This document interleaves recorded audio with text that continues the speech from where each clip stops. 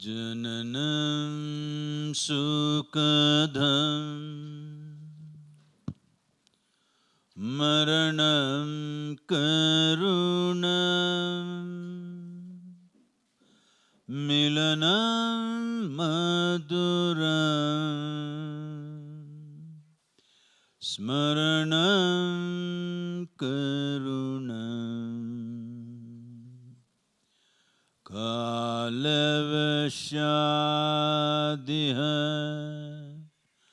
sakalam karunam samayadipate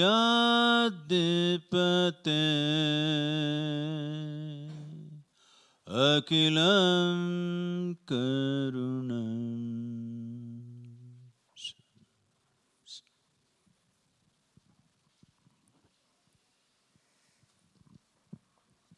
Welcome to the Future of Cities by Finnish Flow. Finnish Flow is coordinating the Finnish business community participation at Davos side events, the World Economic Forum side events. Finland has a lot to offer in the global context, and this is what we are shining a light on as Finnish Flow community with our amazing partners. This is our first year, and this is our great big opening for the Finnish Flow. Thank you very much for all coming here.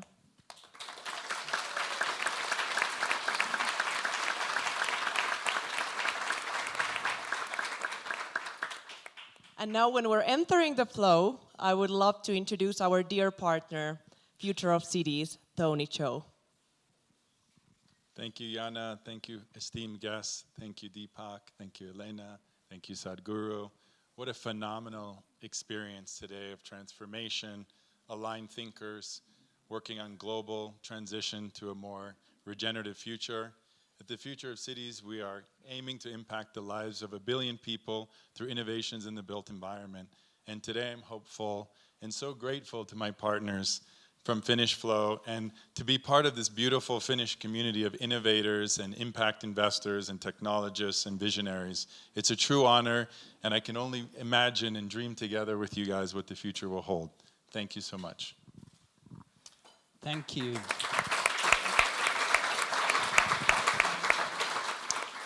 And then we move into this very, very special wisdom panel.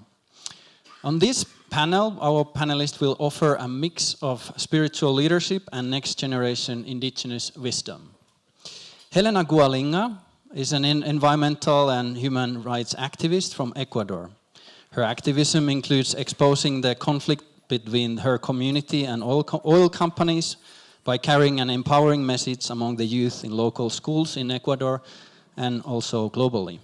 She's a youth ambassador of the Arctic Base Camp here in Davos, and they have facilitated her attendance to Davos. Dr. Deepak Chopra is the founder of Chopra Foundation, a non-profit entity for research on well-being and humanitarianism. And also founder of Chopra Global, a modern-day health company at the intersection of science and spirituality. Sadhguru is a yogi, mystic, and visionary who has founded the global Isha Foundation, launching large ecological initiatives. Sadhguru is currently also on a solo tour, driving a motorcycle from London to India, advocating the Conscious Planet movement to save the planet's soil. And tonight, we'll have a wonderful moderator, Vera Futorjanski, a CEO at Veritas Ventures, a woman in tech and VC, and a global speaker. That being said, over to you, Vera. Thank you so much. It's my microphone. Thank you so much, Jana and Risto. Welcome, everyone. Welcome. I might be biased, of course, but I don't think there's a more interesting, more exciting, more mind-expanding panel in all of Davos 2022 than this one. So you definitely are in the right place. Welcome. Welcome also to everyone who's watching live. Is it this camera? So welcome, everyone.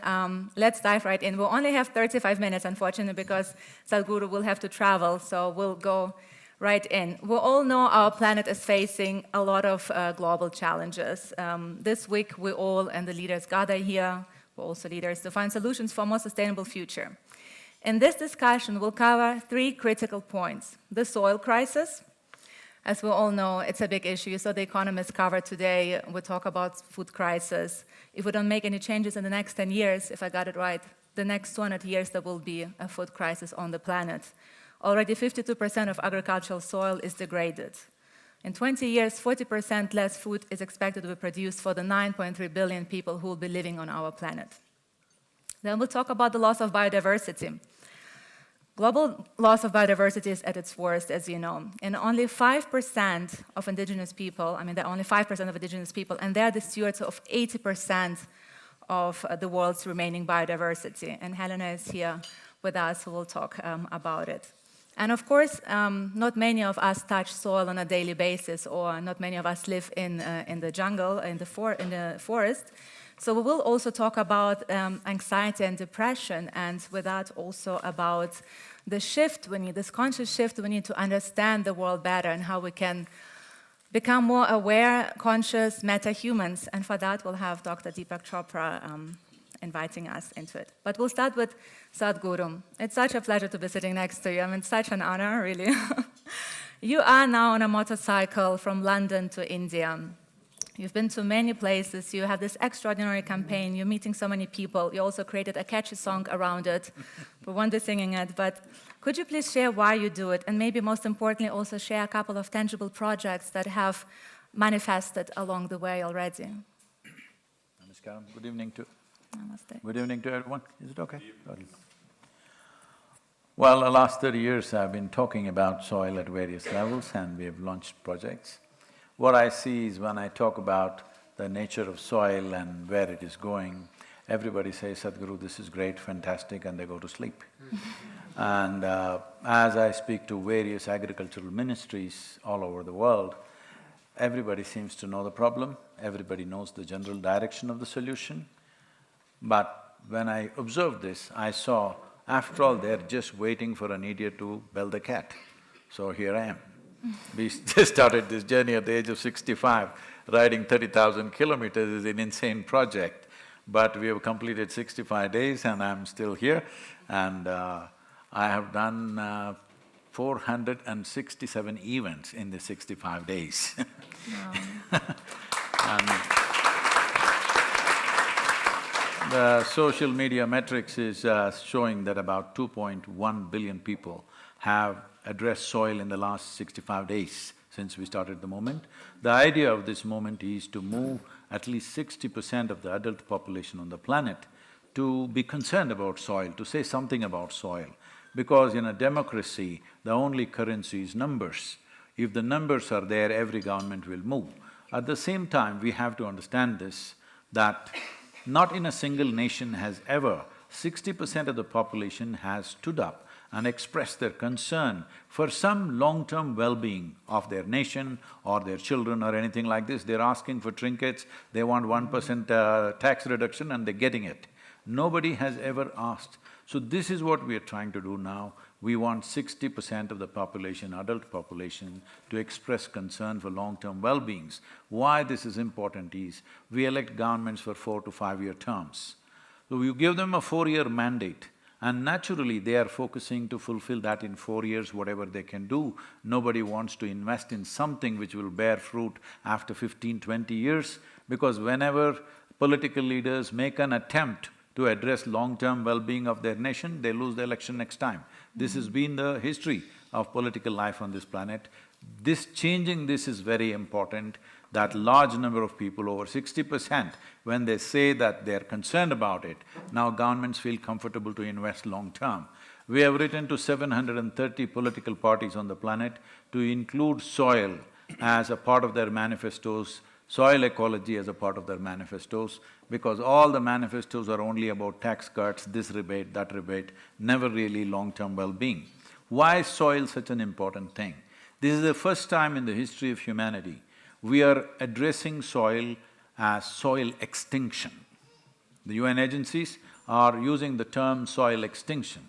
Extinction means you always thought it's either a dinosaur or a dodo, but we are talking about soil extinction. And in 85% of the nations that I have spoken to, still agriculture ministries are addressing soil as an inert substance. It is very important that first of all we recognize soil as the largest living system, not just on this planet, in the known universe. A handful of soil has over 8 to 10 billion organisms, zillions of organisms and millions of species. The top soil scientists in the world are admitting that they know less than 1% of the species that exist in the soil. That's how complex the life is. This is the foundation of life for us. We are just a consequence of what is happening in the 15 to 18 inches of soil. If we have to bring this to context in some way, see, before photosynthesis started nearly 1 billion years ago, the oxygen content in our atmosphere was just 1%. Today it is 21%. It is because of this we have evolved this way, it is because of this we are breathing and alive right now. But in the last 1,000 years, we have removed 85% of the photosynthesis on the planet. What is the plan, really? Everybody is busy talking about carbon dioxide.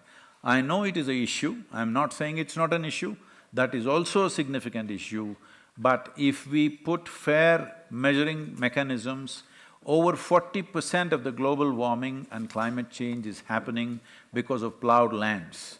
54% of the Earth's land is plowed, seriously plowed. Another 18 to 20% is partially done. So nearly 71% of the land is under agriculture. This largest piece of geography, where men and women are every day tending to it, we can't fix that. But everybody is talking about fixing the ocean, rainforest. She comes from there, but most other people who are living in cities, they have never seen what's a rainforest.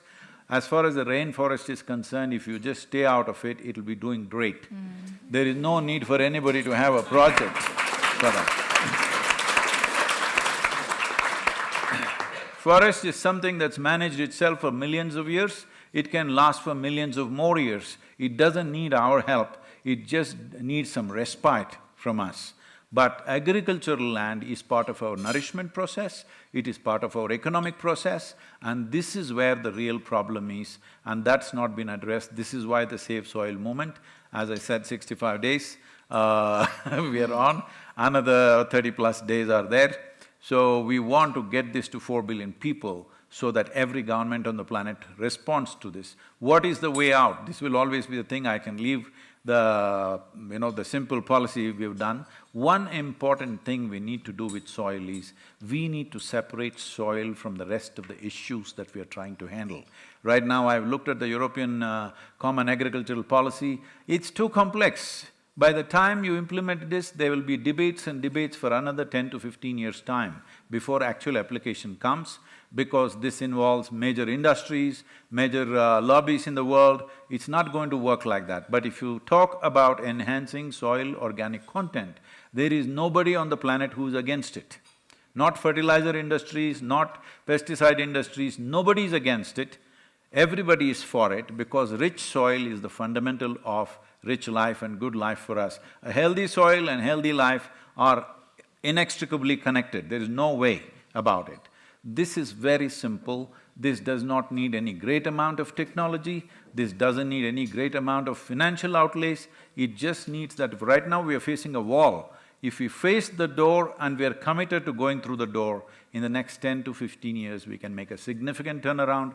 We have prepared 193 soil policy handbooks for 193 different nations, considering their latitudinal position, their soil types, their economic conditions and their agricultural traditions, because even if you have all the science, you cannot turn the agricultural traditions around overnight, it takes a certain amount of time, you have to work with this. These things have been presented to the nations. I addressed COP15 just last week in Cote d'Ivoire, and the response has been great. 74 nations have signed up for Save Soil policy right now, and it is a way forward. We need all of you to enhance the message. Do not think this is my project, this is not my project, you don't have to talk about me. Talk about soil, make sure everybody talks about soil, because this is where our future is. There are many other issues in the world, I'm not saying they are not important, they are important, but first we have to be alive to handle other issues. If soil starts degenerating, right now 27,000 species per year are going extinct, organisms. It is a slide. It is expected in 25 to 40 years, we will get to a place where even if we want to regenerate the soil, we will not be able to do it because that will be the level of biodiversity loss. In my gut feeling, I don't have any science for this, in my gut feeling, this slide will not remain a slide. At some point, it will be a tumble. Before it goes into a tumble, we have to push the slide backwards, otherwise we will be a very regretful generation.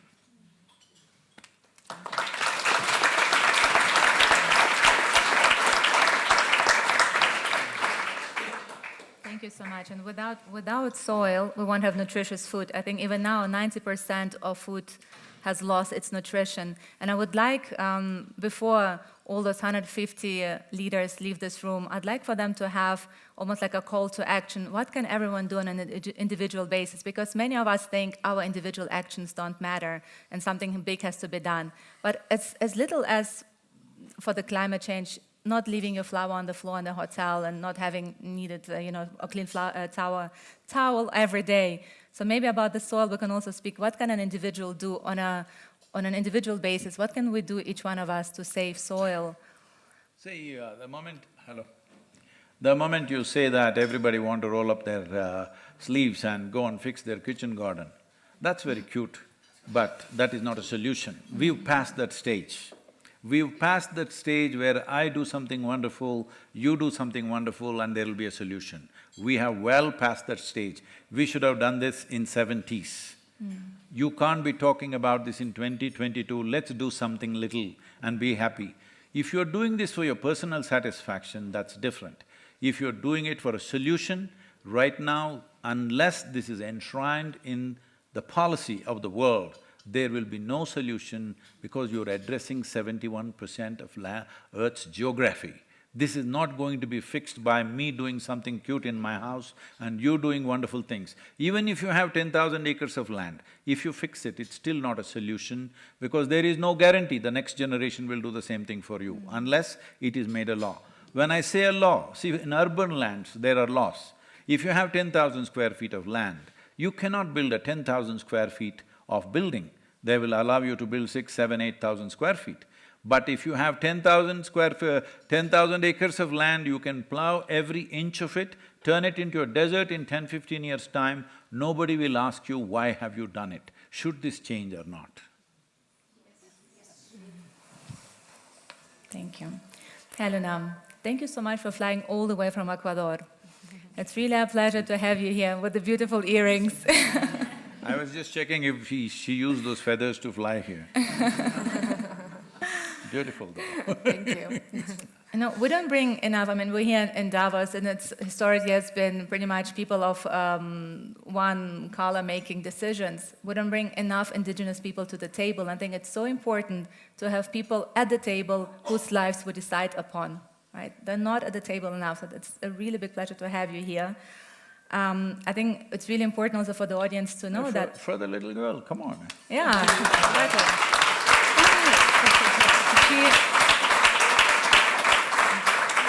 Helena did use fossil fuels to fly. Well, but we need to hear her No, voice. just kidding. So yeah, she's representing indigenous women. I'd like for you to speak about indigenous women in a second, about role you play. I think important for everyone to know, and Helena will speak more about it, that only one of few groups were able to protect the forest. The indigenous people are one of the few groups that can protect it. And Helena's tribe, if that's correct, took the Ecuadorian government to court in 2011 and won that battle. That sink in, to win the battle. To international court. It's a first of its kind. Could you please tell us a little bit more about it, and especially what role the indigenous women play in it? Yeah, of course. Hi, everyone. Thank you for being here. It's a pleasure to share this panel with you. I come from a community called Sarayaku in the Ecuadorian rainforest. I grew up there, and I also partly grew up in Finland. But when the year I was born, which is in 2002, an oil company entered my community without my people's consent. And there was this immediate response to this, which was, no, we don't want you here. We had already seen the devastating impacts that the oil industry would have in the Amazon rainforest, what it would do to our health, what it would do to our water. We have really horrible examples of what the oil industry's activities lead to in the Amazon. So we had this very clear idea of we don't want the oil industry here. And this is 20 years ago when no one knew what the Amazon rainforest was, basically. There was no media covering this. There were no international NGOs, governments, nothing working in the Amazon or to protect the Amazon. So we were a community of 1,000 people facing two of the biggest powers of my country, which is the government and the oil company. My people knocked on every door they could find, which was taking them to a small court in the region. When that didn't work, they didn't accept the case. They took it to the national court.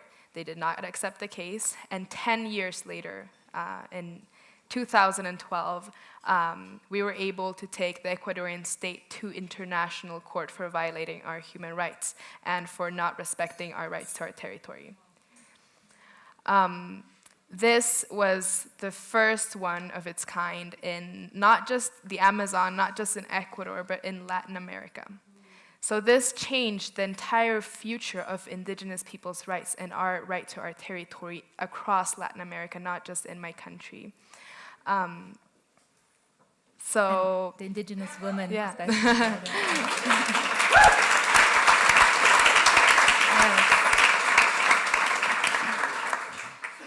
And of course, I mean, that is those 10 years. I was really, really young when all of this was happening. I come from a family who's been very involved in this process. My aunt, my mother, my uncles, they've all been leaders in my community.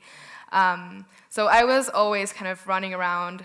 My mom was a leader at the time. I was someone who would never leave my mom's side, so I was attending all her meetings from the age of 4 until now, whenever I can.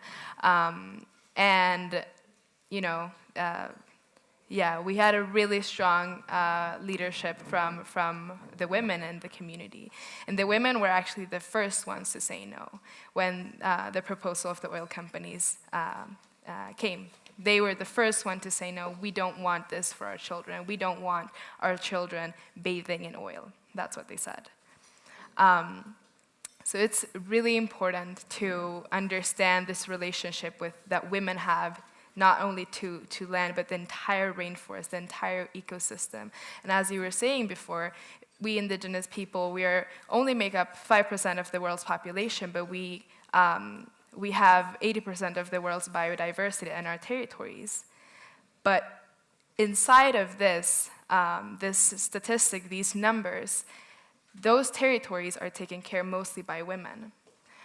So it's really, really important when we're talking about these things in these spaces that we actually have a gender lens, because climate change impacts women more in so many ways.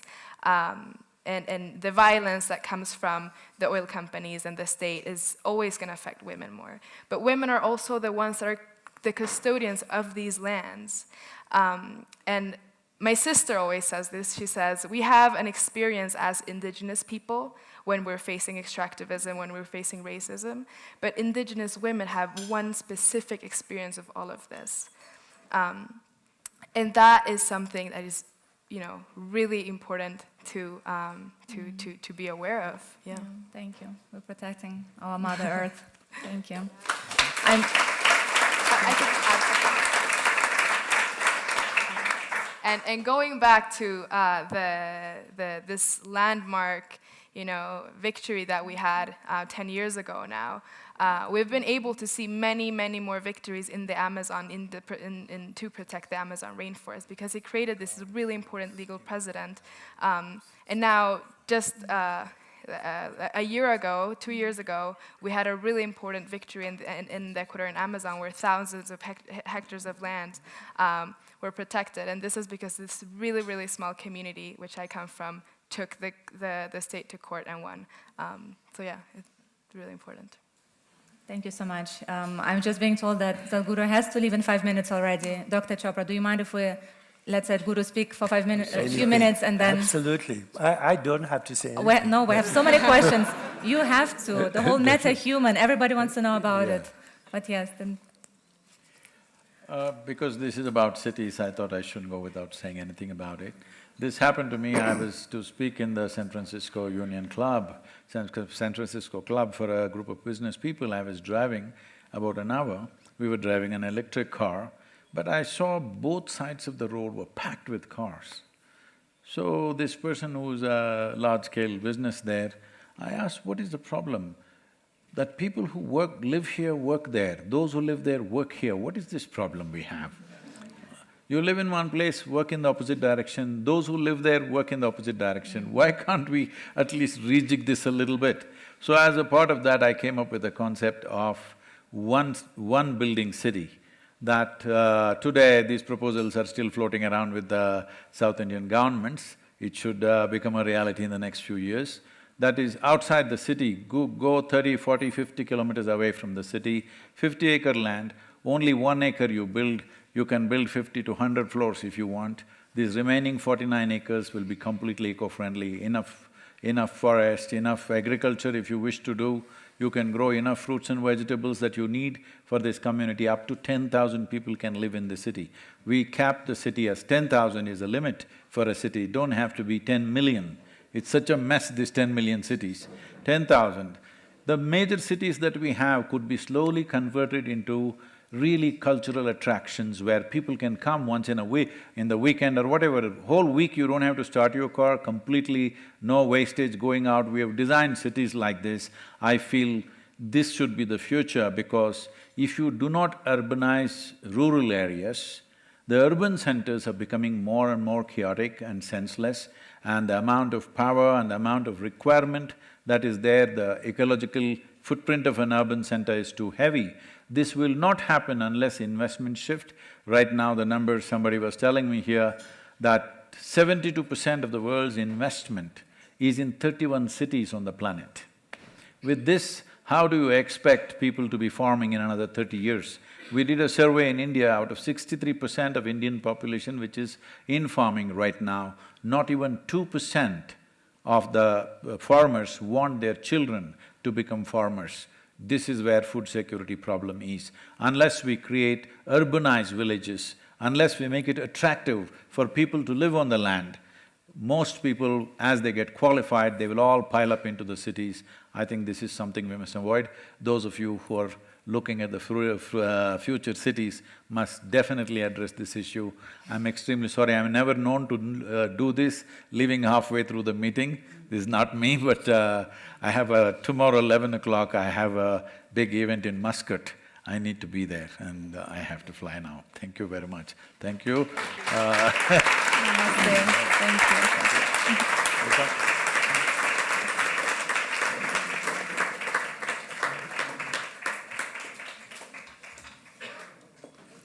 I'll just move closer to you and we'll continue. How much time do we have? Now we can go. Oh, well now we go on all night. So, Dr. Chopra, now we come finally to you, last but not least, and probably what everyone is waiting for. So we heard Sadhguru and Helena talk about soil and nature so much. How can we create this spiritual conscious shift in humanity, especially in regards to climate change? So first of all, the soil movement is important.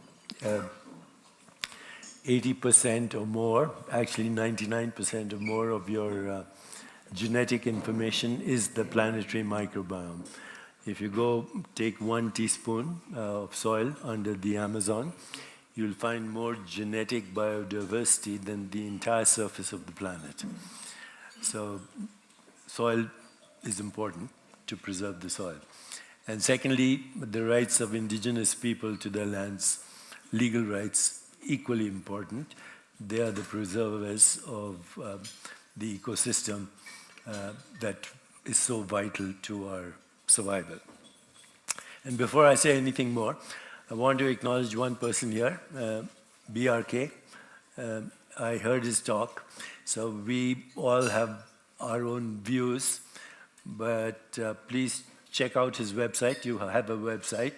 And it's the most holistic, most expansive approach I've heard to climate change. And it's practical, it's doable, and it involves technology. So please do not think that technology is an enemy.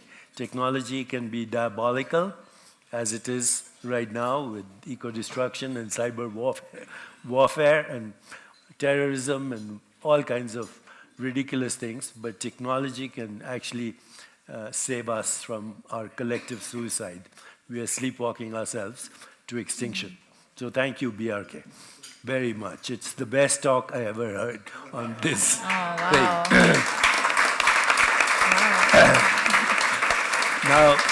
Now, coming to what is called a spiritual shift, the problem is with our language. You know, language by definition, most languages are dualistic. So we say me and the environment. And the environment is not a good word. The biosphere outside you and the biosphere that you call your body is the same biosphere. And so this air is your breath. The trees are your lungs. If they didn't breathe, you wouldn't breathe. And if you didn't breathe, the trees wouldn't breathe. The oceans and waters are our circulation. The earth is recycling as our body. And the atoms, the carbon, hydrogen, oxygen in your body was forged in the crucible of burning stars. So you owe the entire, in fact, 50% of the atoms in your body are not even from the Milky Way galaxy. They are sucked into our galaxy by a phenomenon called gravitational wind. So why do we call that the environment? You have a personal body, you have a universal body, they're equally yours. And that's the spiritual shift we need to make. You know, in Sanskrit, the word for consciousness is Brahman. And the word for the universe is Brahmand. So consciousness projects itself as what we call the physical universe.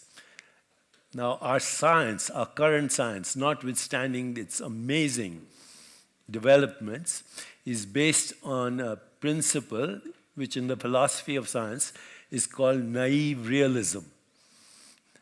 Einstein was a brilliant scientist of our times, but he was a naive realist, which means he thought that there was an objective universe independent of an observer.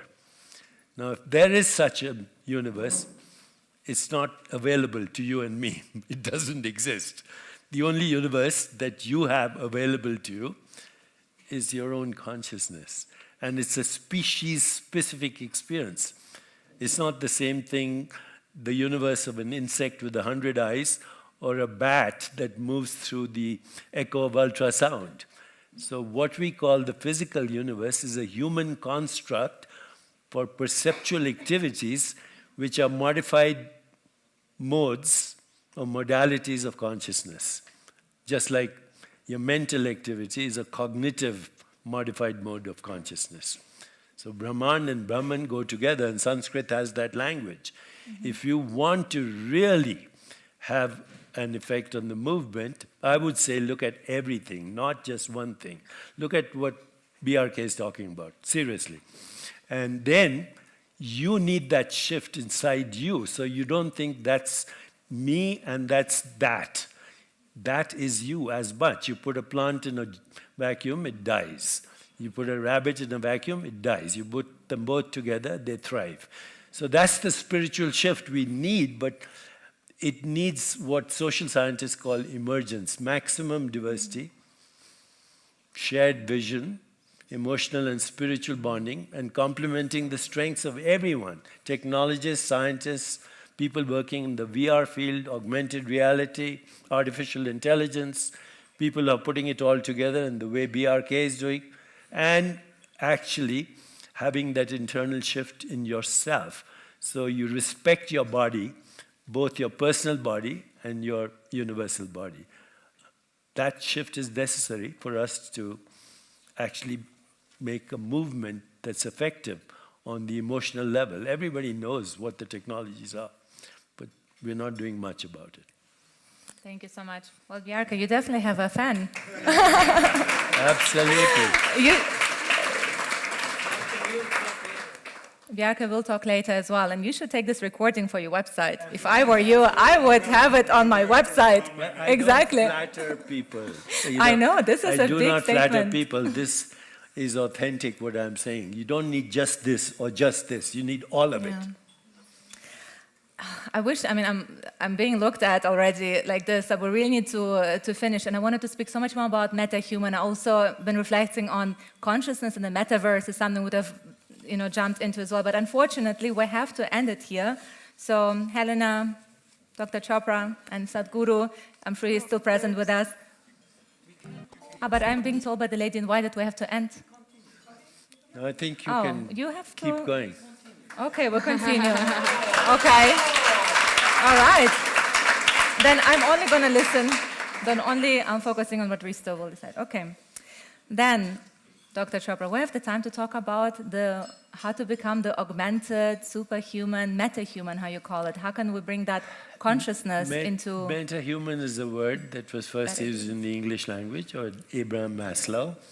If you look at his notes, he was talking about going beyond self-actualization to self-transcendence. So meta means beyond, and human ordinarily refers to the conditioned human mind.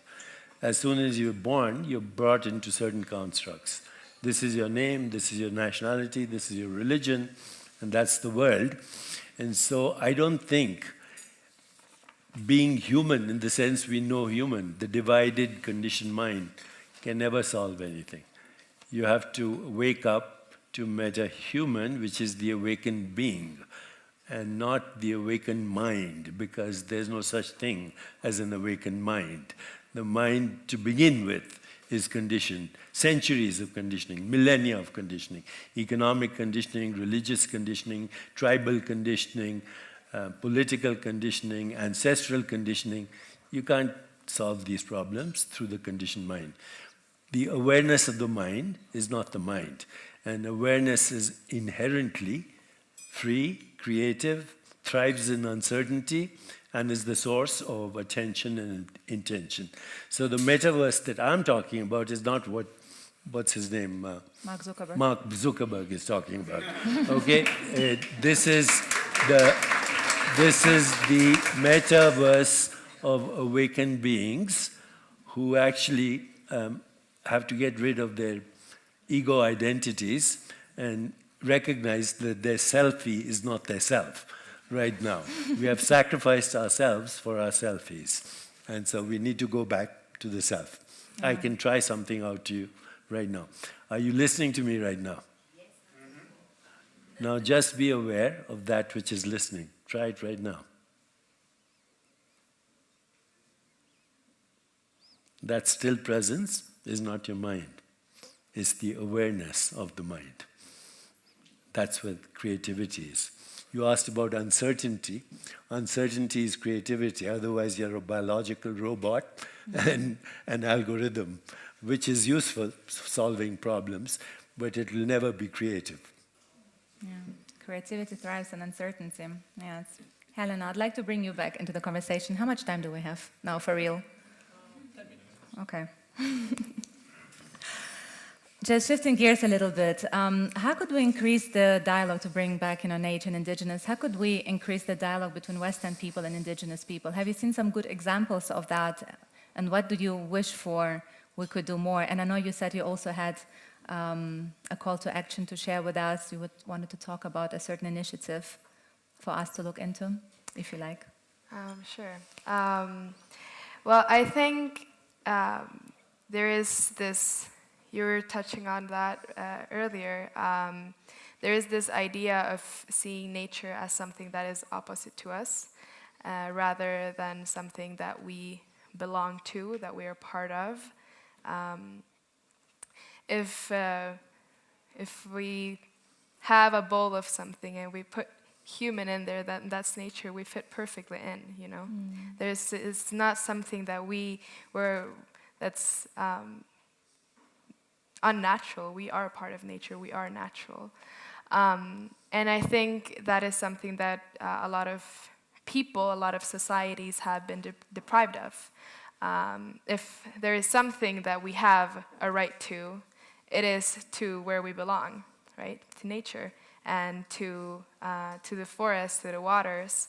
But there is unfortunately this disconnection right now, and I think it's super relevant that we're talking about this at the future of cities, because when we think about a city, for me, I see a concrete jungle. I don't see a real jungle. I don't see my home. I see,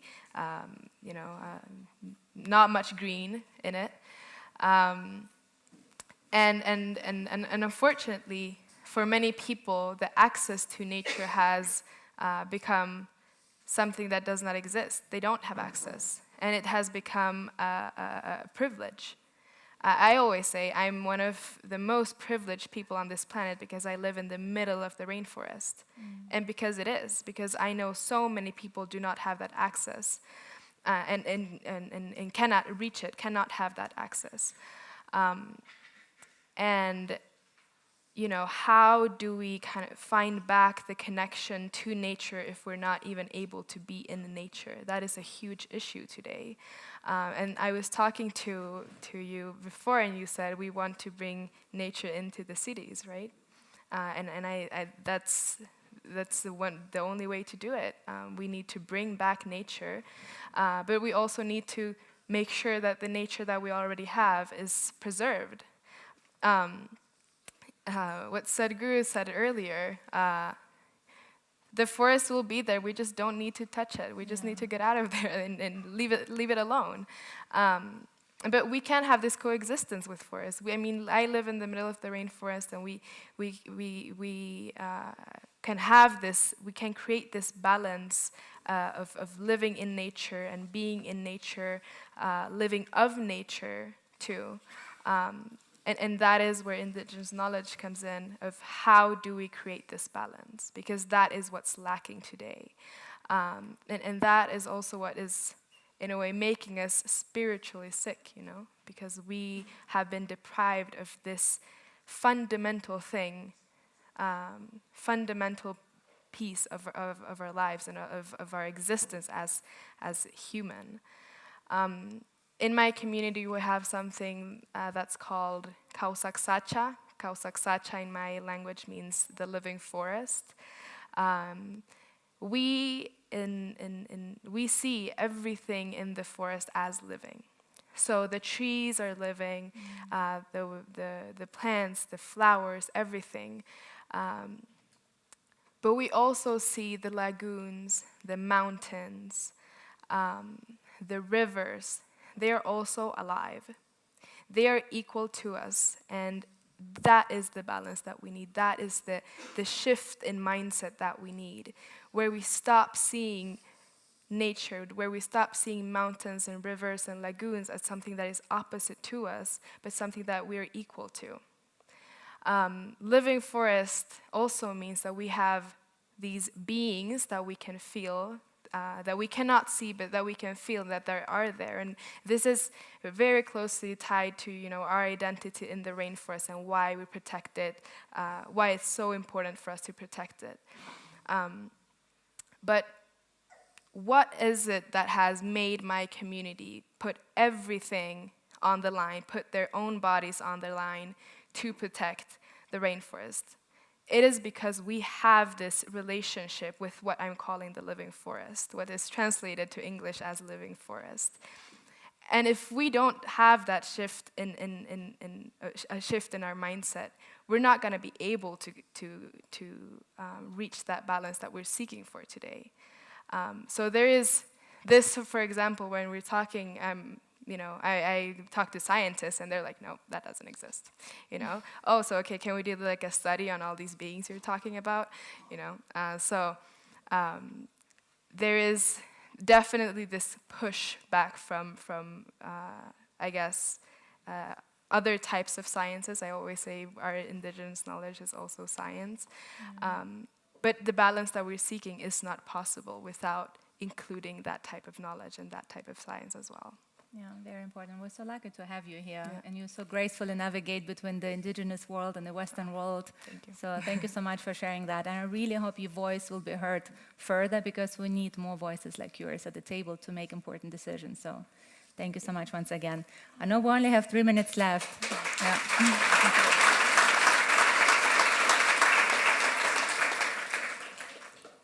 Would you like to comment on that? How could we bring, for those of us who are practitioners, and I suppose there are several practitioners in the room already who go and meditate, go into nature, how can we bring this with us into our daily life in a city which is not as green yet?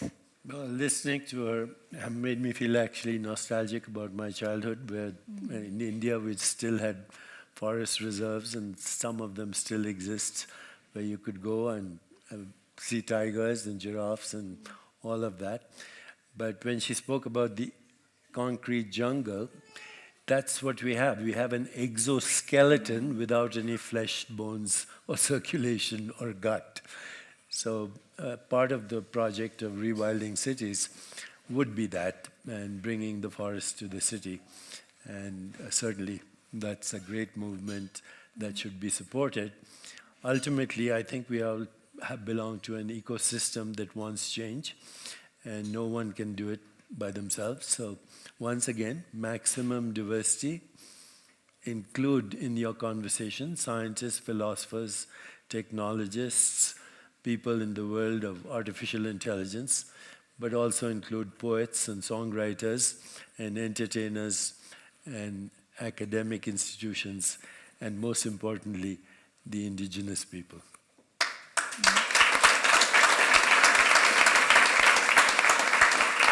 I think it's important to remember that we are the ancestors of our future. So the choices we make today will impact many generations to come.